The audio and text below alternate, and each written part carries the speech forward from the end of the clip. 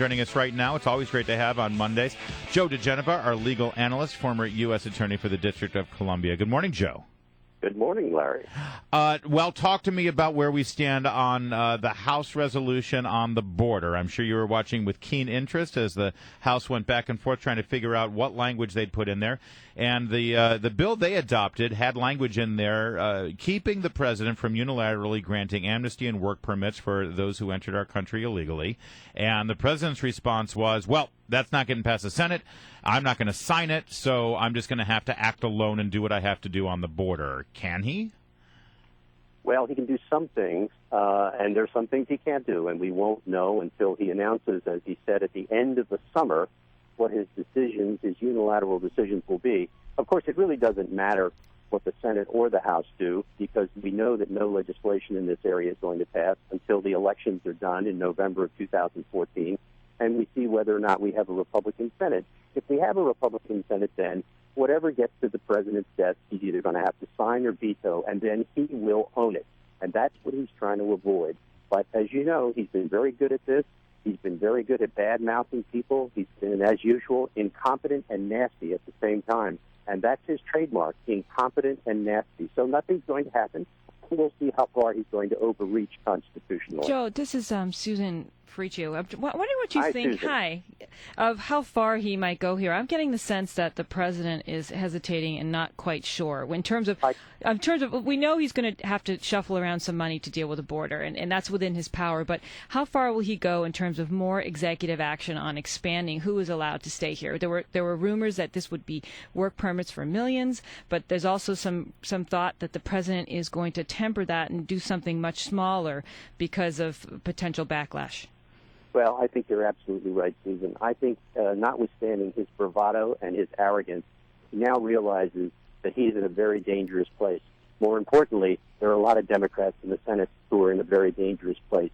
If he were to legalize 5 million with work permits, the Senate would be overwhelmingly Republican, not just almost Republican. They might pick up 10 to 12 seats. They know that. That's Harry quite a Reid, prediction. the man who does nothing except make inane statements in public, has told the president he cannot legalize 5 million. It's not going to happen. He's going to do something to annoy people because that's what he's good at. He is the annoyer-in-chief. He will say nasty things, announce that he's done more than he really has done, but I think it's going to be, as you have suggested, de minimis or modest. Our guest is Joe DiGenova, former U.S. Attorney for the District and also our legal analyst here. And, Joe, another development happened Thursday and Friday, and that was the revelation, even though it was denied vehemently months ago by the director of the CIA, Mr. Brennan, he tacitly admitted that, yes, in fact, the CIA spied on staff members of the Senate Intelligence Committee. What can be done about this, if anything? Well, nothing can be done about it by the American people because their government is out of control, and I mean that seriously. Mr. Brennan is, of course, a serial liar. His testimony over the years before the Senate and elsewhere is just rife with purposeful lies. There's no doubt that if what is said, what has been admitted to by the CIA and apologized for by Brennan is true, they violated the federal wiretap laws by going into the computers, and they violated federal criminal statutes dealing with going into computers. Nothing's going to happen because the Attorney General is so politicized that he wouldn't dare begin an investigation of the agency, and they've already announced that they're not going to. The Senate, of course, is in the hands of the Democrats, and Dianne Feinstein, who initially reacted very, very badly to this and was very, very upset, has now calmed down and said that she's satisfied with the apology, notwithstanding the request of 2 Democratic members of the committee for Brennan's resignation. So the answer is nothing will happen. Lawlessness will go on. The president will be happy, and the American people had better get off their tushes and vote in November. The problem is I think the public may not really care just because it's the Senate being spied on. No one has much sympathy for them either. But think about it. If the CIA is spying on the Senate, you hear conspiracy theorists think that the CIA is spying on all of us. If they're okay spying on the U.S. Senate, what's stopping them from spying on Susan Ferriccio Well, we're all and Joe being spied DiGenova? on anyway by everybody, right? By the NSA. Well, I don't think there's any question that the agency under this president, with targeted killings and other things, feels very free to go about its business without any concern for the Constitution or for the laws, notwithstanding anything that John Brennan says. So I think the concerns about them are true. And what's really strange about this is that all of these crazy movies that used to come out of Hollywood about how out of control the agency was now don't appear so silly and stupid anymore. Yeah. And I think the agency has gone through a period where, because of the way this president functions, which is basically outside the Constitution, and with a mean-spiritedness and nastiness which makes him enjoy targeted killing, I think the agency has felt emboldened for some time, just like the IRS felt emboldened by his attack on the Supreme Court in his famous State of the Union speech in January of 2010.